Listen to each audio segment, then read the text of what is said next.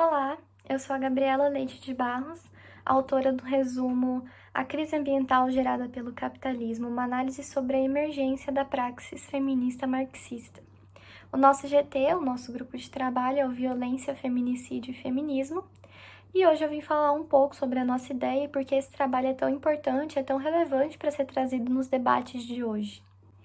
Bom, diante da formação histórica, cultural e até mesmo econômica do Brasil, que é um país colonizado, da colonização, nós conseguimos perceber essa diferença, essa herança eurocêntrica, do eurocentrismo e como isso influencia nas nossas relações sociais. É preciso dizer que o Brasil se deu dessa forma, se formou dessa maneira, com o sistema mercantil que se sustentava por essas bases também, e nós carregamos esse peso até hoje. Então, diante do sistema capitalista, do mundo atual, o sul global, que é compreendido pelos países africanos e América Latina, continua a ser explorado, continua a ser a mão de obra barata dos países ditos desenvolvidos, né? A sociedade é dividida por classes sociais e essa heterogeneidade, ela tende a ser cada vez mais visível, cada vez mais proeminente, como nós estamos vendo hoje com o desenvolvimento progressivo das políticas neoliberais, das pautas neoliberais. É importante trazer primeiramente essa configuração histórica para perceber a realidade dos países classificados como em desenvolvimento, como essa realidade é diferente, é marcado por um cenário de opressão, não é? O recorte feminista marxista, ele é essencial para a gente, principalmente nos dias de hoje, com o cenário político de hoje.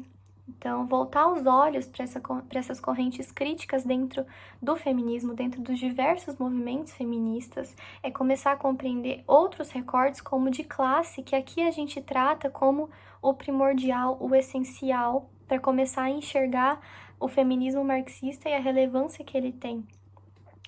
Veja que não dá para falar de feminismo, por exemplo, colocando mulheres brancas da elite e mulheres da classe trabalhadora ou mulheres racializadas na mesma caixinha política. A nossa luta, diferente de outras correntes, é por um feminismo que seja popular, que seja emancipador. Então, o que a gente debate muito no resumo é a problemática das pautas identitárias e como elas se inserem dentro do movimento. Por certo, é uma crítica também aos movimentos feministas de vertentes liberais, por exemplo, que acreditam na conciliação de classes, que são cooptadas pelo capital financeiro. Hoje a gente tem, dentro do movimento, uma grande difusão de ideais liberais e individualistas.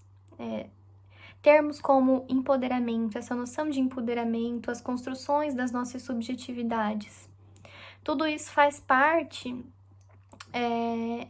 da virada do movimento para ser um movimento pautado no individualismo, né? Não se trata aqui de afastar totalmente essas ideias, de dizer que essas ideias não são importantes e não têm relevâncias, mas de perceber que essas pautas não deveriam ser as pautas primordiais do nosso movimento no que tange a emancipação do sistema patriarcal, que, querendo ou não, é um movimento, é um sistema econômico.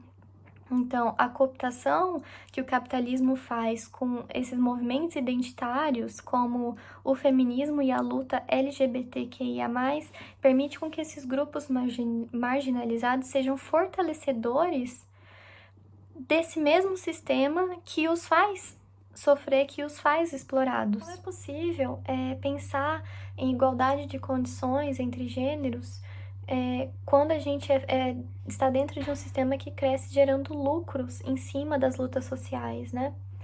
E diante desse debate feminista marxista, o que então tem a ver a crise ambiental com que a gente está exposto com o feminismo marxista que a gente apresentou?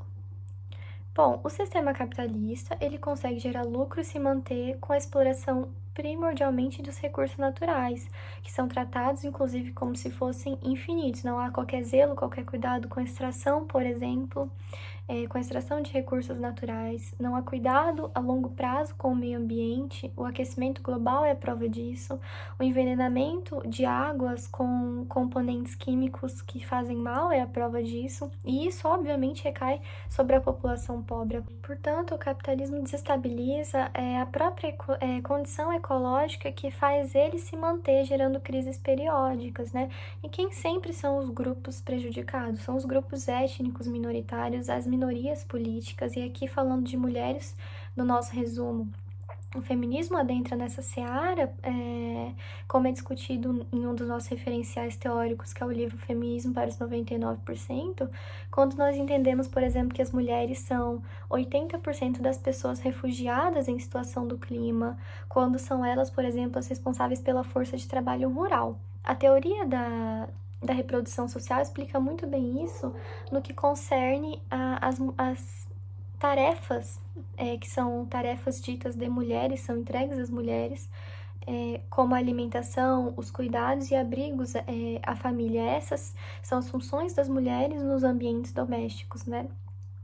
A libertação das mulheres, então, deve andar em conjunto com a luta ambiental e, assim, isso sempre deve fazer parte do nosso debate, pensando no coletivo como um instrumento de transformação.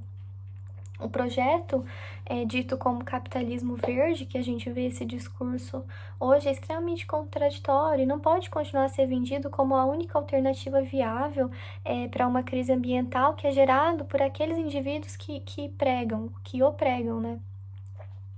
E assim eu encerro a minha fala, agradecendo pela oportunidade, pelo evento, que será muito importante na ampliação desses debates. Esse resumo foi construído também como uma maneira de resistência, de resistir a esse sistema que subalterniza, que explora, que acaba com a vida de mulheres diariamente. Então a gente tem que começar a entender que o feminismo e o anticapitalismo, eles precisam andar juntos. O feminismo precisa ser anticapitalista. Muito obrigada!